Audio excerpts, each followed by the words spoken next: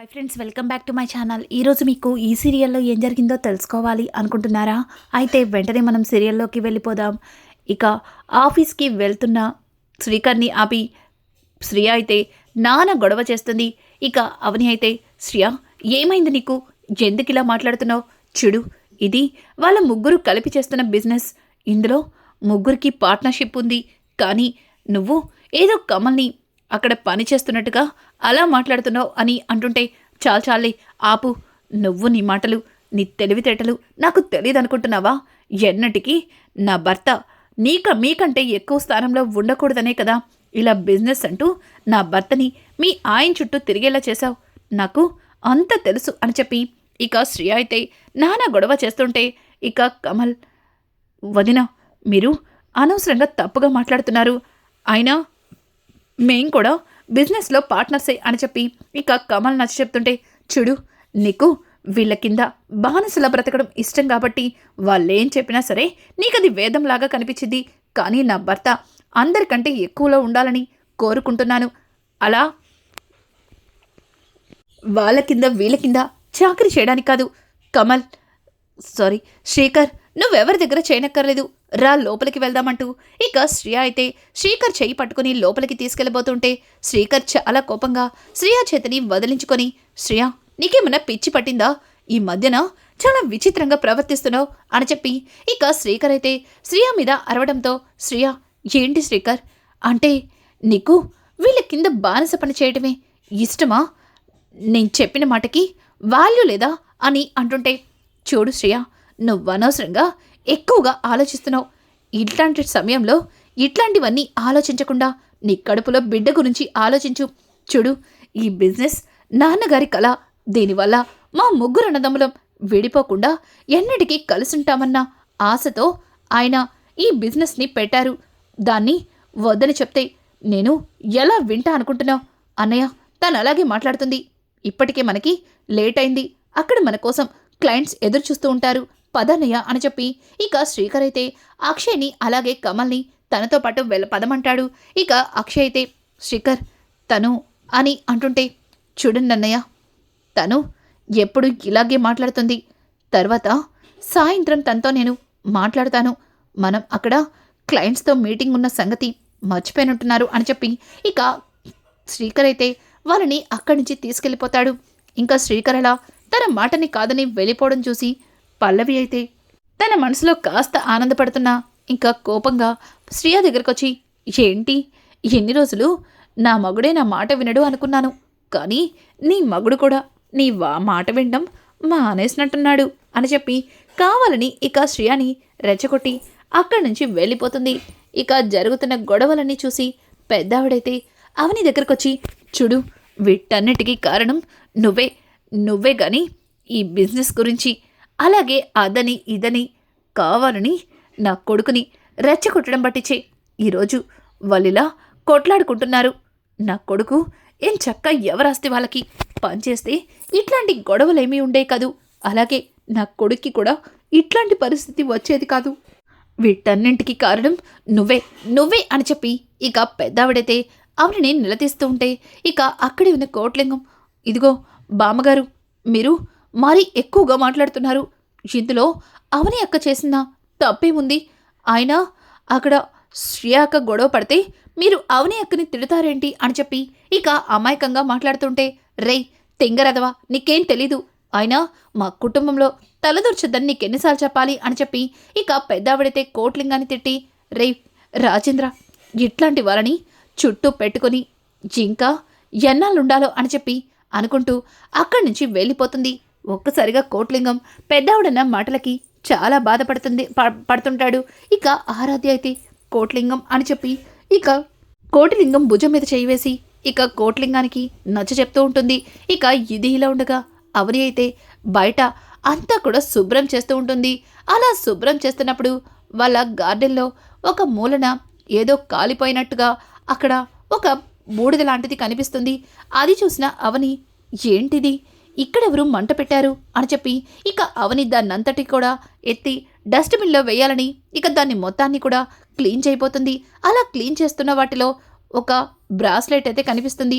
అది చూసిన అవని ఒక్కసారిగా షాక్ అవుతుంది. ఇదేంటి, ఇదేదో బ్రాస్లెట్లా కనిపిస్తుంది, ఇక్కడుందేంటి అని చెప్పి ఇక అవని అయితే ఆ బ్రాస్లెట్ని చూస్తుంది. అది అచ్చం ఇన్స్పెక్టర్ వీడియోలో చూపించిన బ్రాస్లెట్ లాగే చూపిస్తుంది. రాజేంద్రని ఎవరైతే తోసేశారో వాళ్ళ చేతికున్న బ్రాస్లెట్, అలాగే ఆరాధ్య గీసిన బ్రాస్లెట్, ఇక అక్కడ కాలిపోయి పడి ఉన్న బ్రేస్లెట్ ఒకేలా కనిపిస్తాయి. ఇక అవనికి ఒక్కసారిగా అనుమానం మొదలవుతుంది. అలాగే ఆ బూడిద మొత్తాన్ని చూస్తుండగా అందులో చిన్న చిన్న గ్రీన్ కలర్ ముక్కలు కనిపిస్తాయి. అవి చూసిన అవని, ఇదేంటి, ఇది గ్రీన్ కలర్ శారీలా ఉంది, దీన్ని ఎవరో కావాలని తగలపెట్టారు అంటే ఎన్ని రోజులు ఇంట్లో మావయ్య గారిని చంపాలనుకున్న వ్యక్తి ఉన్నారనమాట. అది నా అనుమానం ప్రకారం పల్లవినే అయ్యుంటుందా అని చెప్పి ఇక అవని ఆలోచిస్తూ అలా నిలబడి ఉంటే ఇంతలో ఆరాధ్య అలాగే కోటిలింగం ఇద్దరు కూడా ఆడుకుంటూ ఆ అవని చుట్టూ తిరుగుతారు. అలా తిరుగుతూ ఉండగా సడన్గా అవని చేతిలో ఉన్న బ్రేస్లెట్ కింద పడిపోతుంది. అలా పడిపోవడంతో ఆరాధ్య దాన్ని చూసి, బ్రేస్లెట్, కానీ దీన్ని ఎవరిలా కాల్ చేశారు, ఇది పల్లవి పిన్నిది కదా, ఒకవేళ తను చూస్తే మళ్ళీ గొడవ అవుతుందేమో అని చెప్పి ఇక శ్రియ అయితే ఆ బ్రాస్లెట్ని ఇక ఆరాధ్య అయితే ఆ బ్రాస్లెట్ని చూస్తూ ఉంటుంది. ఒక్కసారిగా అవని ఇంకా ఆరాధ్య అన్న మాటలకి షాక్ అయి, ఆరాధ్య ఏమంటున్నావు అని అంటుంటే, అవునమ్మా, ఇదే బ్రాస్లెట్ పల్లవి పిన్ని దగ్గర చూశాను. ఆ రోజు ఈ బ్రాస్లెట్ తీసుకుంటుంటేనే పల్లవి పిన్ని నన్ను ఇవ్వను, వద్దు అంటూ వెనక్కి పంపించేసింది. అయినా దీన్నెవరు కాల్ చేశారు అని చెప్పి ఇక ఆరాధ్య అంటూ ఉంటే ఇక అవని అయితే, ఏంటి, ఇది పల్లవి పిన్నిదా, అయితే దీన్నిక్కడ ఎవరు కాల్చారు అని చెప్పి ఇక అవని కూడా అంటుంటే అక్కడే ఉన్న కోట్లింగం, ఇది కాల్చింది పల్లవినే అని చెప్పడంతో ఒక్కసారిగా ఇక అవని అలాగే ఆరాధ్య షాక్ అయిపోతారు. ఇక అవని అయితే కోటిలింగంతో, ఏం మాట్లాడుతున్నావు కోట్లింగం, దీన్ని కాల్చింది పల్లవినా? అవునక్క, దీన్ని కాల్చింది పల్లవినే. నిన్న రాత్రి ఈ బ్రేస్లెట్ని అలాగే ఒక శారీని కూడా పల్లవి అక్క కాల్చడం నేను చూశాను. నేను దాన్ని మా వ్యూవర్స్ కూడా చూపించాను, ఇదిగో వీడియో అని చెప్పి ఇక కోటిలింగం తన మొబైల్లో తీసిన వీడియోని అవనికి అలాగే ఆరాధ్యకి చూపించడంతో ఆరాధ్య, అమ్మా ఇదిగో అమ్మా ఆ బ్రేస్లెట్ అని చెప్పి ఇక ఆరాధ్య అయితే బ్రేస్లెట్ని చూపిస్తుంది. ఒక్కసారిగా అవని అదంతా చూసి షాక్ అయిపోతుంది. ఇంతవరకు పల్లవి ఆస్తి కోసం ఎన్నో నీచపైన పనులు చేసింది, కానీ చివరికి అదే ఆస్తి కోసం తనని తను కాపాడుకోవడం కోసం చివరికి మావయ్య గారిని కూడా చంపటానికి వెనకాడలేదా అని అనుకుంటూ ఇక అవని చాలా ఆవేశంగా లోపలికైతే వెళ్తుంది. పల్లవి అని గట్టిగా పిలవడంతో ఇక పల్లవి అయితే బయటికి వస్తుంది. పల్లవితో పాటు శ్రియ అలాగే అక్కడే ఉన్న పార్వతి ఇక పెద్దావిడ కూడా చూస్తూ ఉంటారు. ఇంకా రాజేంద్ర అయితే వీల్ చైర్లో అవని ఏదో చెప్తుంది అన్నట్టుగా అవని వైపు తల తిప్పి చూస్తాడు. ఇంకా పెద్దావిడైతే, ఏయ్ ఎందుకే అలా చెవుకోసిన మేకలాగా అరుస్తున్నావు అని అంటుంటే, చూడండి అమ్మమ్మ గారు, ఎన్ని రోజులు మావయ్య గారు ఇట్లాంటి పరిస్థితికి రావడానికి కారణం పరోక్షంగా నన్నే అని పెద్దవాళ్ళు మీరే వేలెత్తి చూపించారు. ఇక ఇక్కడ ఉన్న వాళ్ళందరికీ కూడా నా మనసులో రకరకాల అనుమానాలు ఉండే ఉంటాయి, కానీ మావయ్య గారు ఇట్లాంటి పరిస్థితి రావడానికి కారణమైన వ్యక్తిని ఏదో ఒక రోజు మీ ముందు నుంచో పెడతాను అని చెప్పాను.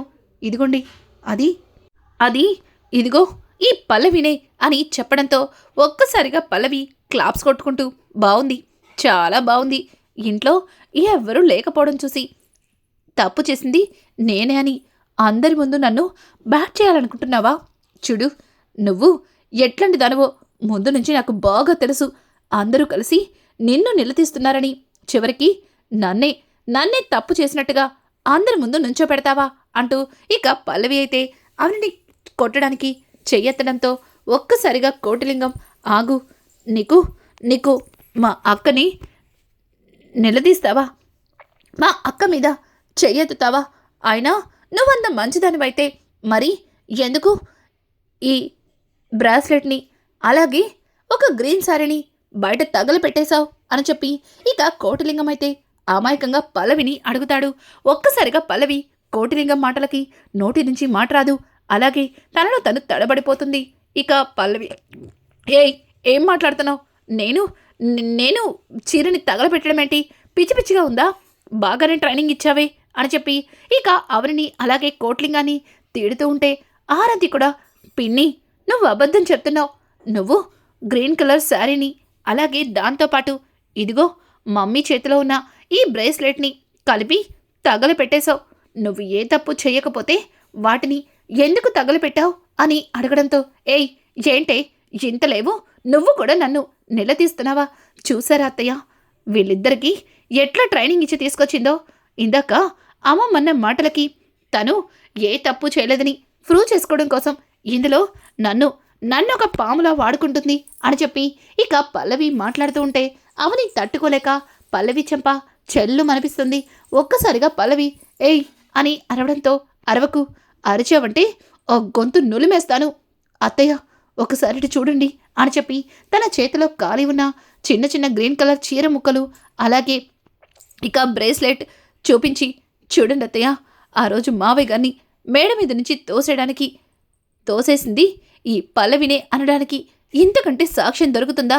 చూడండి అత్తయ్య, చూడండి, ఆ రోజు మావయ్య గారు మేడ మీద నుంచి పడిపోయేటప్పుడు ఎవరో ఒక లేడీ తనని పైనుంచి కిందకి తోసినట్టుగా ఇన్స్పెక్టర్ అభిరామ్ గారు ఒక సాక్ష్యాన్నిచ్చారు.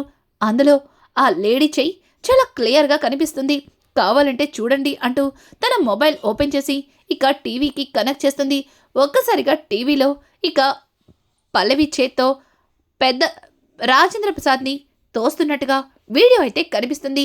అందులో తన చేతికి పెట్టుకున్న బ్రేస్లెట్ అలాగే బయట కాలి పడి ఉన్న బ్రేస్లెట్ ఒకేలా ఉంటాయి. అలాగే చీర పీసులు కూడా ఇంకా అందరికీ చూపించడంతో ఇంకా పార్వతి అయితే కోపంతో రగిలిపోతూ పల్లవిని కొడుతుంది.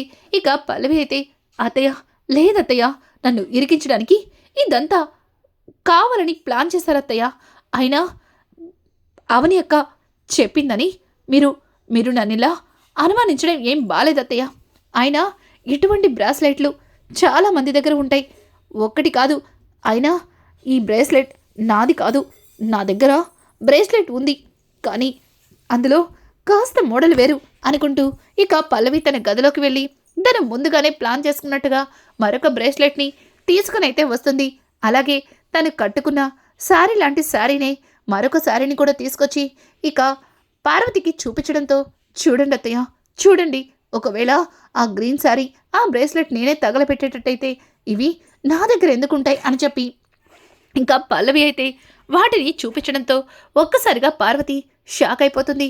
ఇక శ్రేయ అయితే, ఇది నీ శారీనే, ఇది కూడా నువ్వు పెట్టుకున్న బ్రేస్లెట్, కానీ ఆ ఫోటోలో ఉన్న బ్రేస్లెట్ ఇది సేమ్ ఒకేలా ఉన్నాయే అని అంటుంటే, అయ్యో ఆ శ్రేయ, నీకు ఉన్న కొద్దీ సైట్ కూడా వచ్చినట్టుంది. ఒకసారి ఆ బ్రేస్లెట్ మీదున్న స్టోన్ చూడు, అది ఇది ఒకటి కాదు అని చెప్పి ఇంకా పల్లవి అయితే చెప్తుంది. ఇంతలో ఇంటికి కమల్, శ్రీకర్, అక్షయ్ కూడా వస్తారు.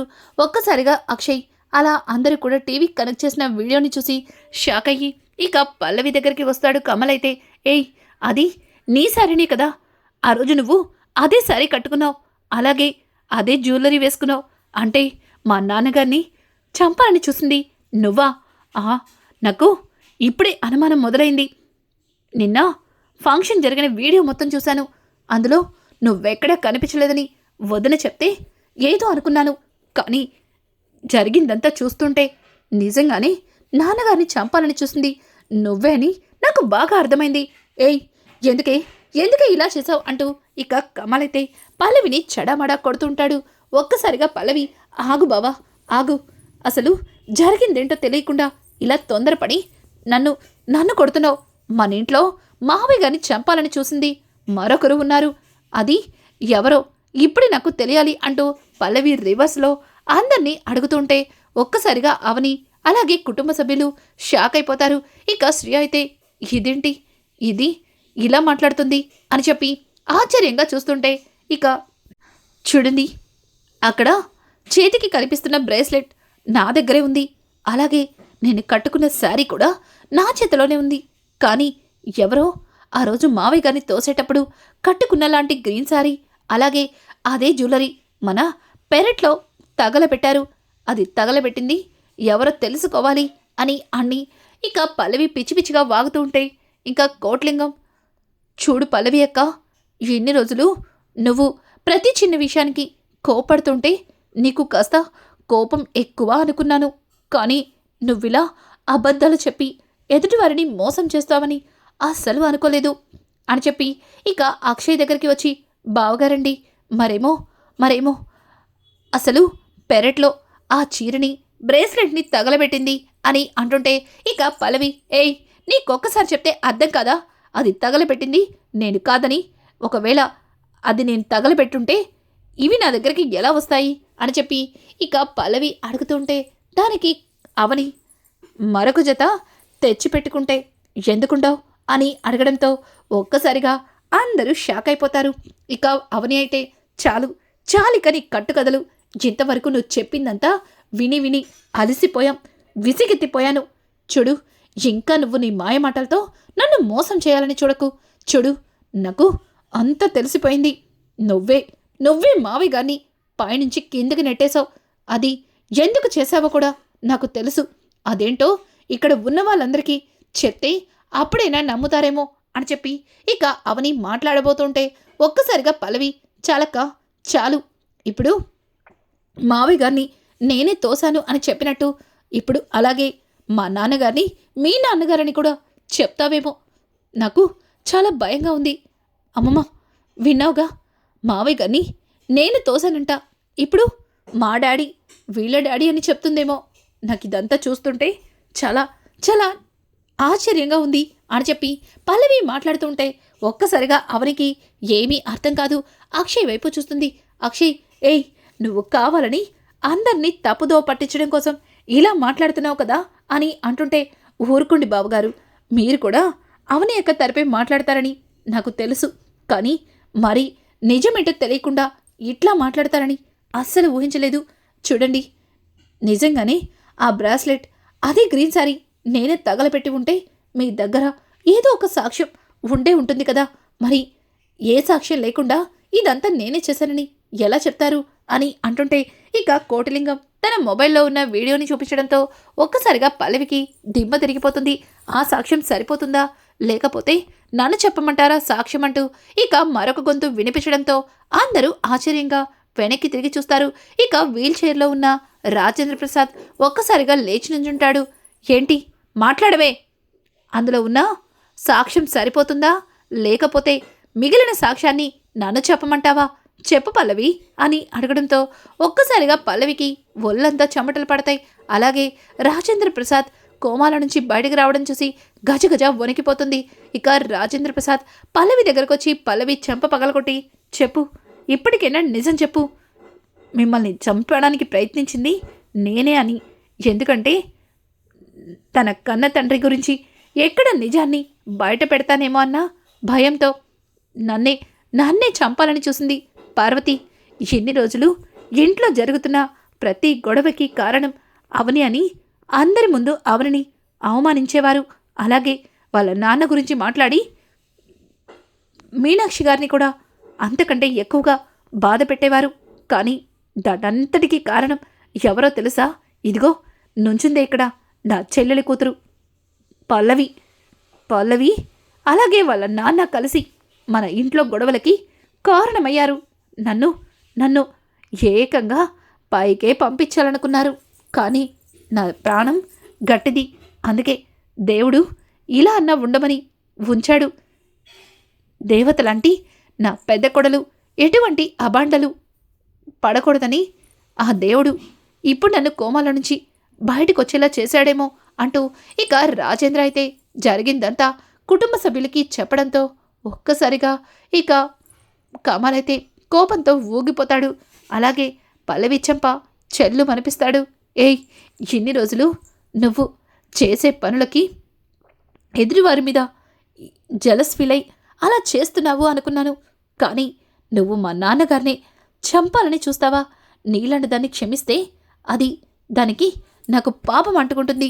నిన్ను చంపేస్తాను అంటూ ఇక కమల్ అయితే చుట్టుపక్కల ఉన్న టేబుల్ని తీయబోతూ ఉంటే ఇంకా ఒక్కసారిగా అవని, కన్నయ్య, ఆగు కన్నయ్య, ఆవేశపడకు, ఆగు. ఎన్ని రోజులు పల్లవి చేస్తున్న కుట్రలన్నీ మీ అందరికీ తెలియాలని ఏ రోజు కూడా అనుకోలేదు. కానీ తను మావయ్య గారి విషయంలో ప్రవర్తించిన తీరు చూసిన తర్వాత తనకి బుద్ధి చెప్పాలని ఈ నిజాన్ని బయటపెట్టాను. అంతేగాని ఇలా గొడవలు పడి కొట్టుకుంటారని కాదు. వద్దు అని చెప్పి ఇక పల్లవి మీద అవని కోపడుతుంది. అలాగే రాజేంద్ర ప్రసాద్ని చూసి, మావయ్య గారు మీరిలా స్పృహలోకి రావడం నిజంగా చాలా సంతోషంగా ఉంది. కానీ మీ విషయంలో పల్లవి చేసిన తప్పుకి పల్లవికి ఎలాంటి శిక్ష వేయాలని నాకు అర్థం కావట్లేదు అంటూ అవని మంచితనాన్ని మరొకసారి చాటి చెప్తుంది. రానున్న ఎపిసోడ్స్ మరింత ఇంట్రెస్టింగ్గా మారిపోతున్నాయి. ఈ వీడియో మీకు నచ్చినట్టయితే లైక్ చేసి సబ్స్క్రైబ్ చేయడం మాత్రం మర్చిపోకండి. Thanks for watching. Hi friends, welcome back to my channel. ఈరోజు మీకు ఈ సీరియల్లో ఏం జరిగిందో తెలుసుకోవాలి అనుకుంటున్నారా? అయితే వెంటనే మనం సీరియల్లోకి వెళ్ళిపోదాం. ఇక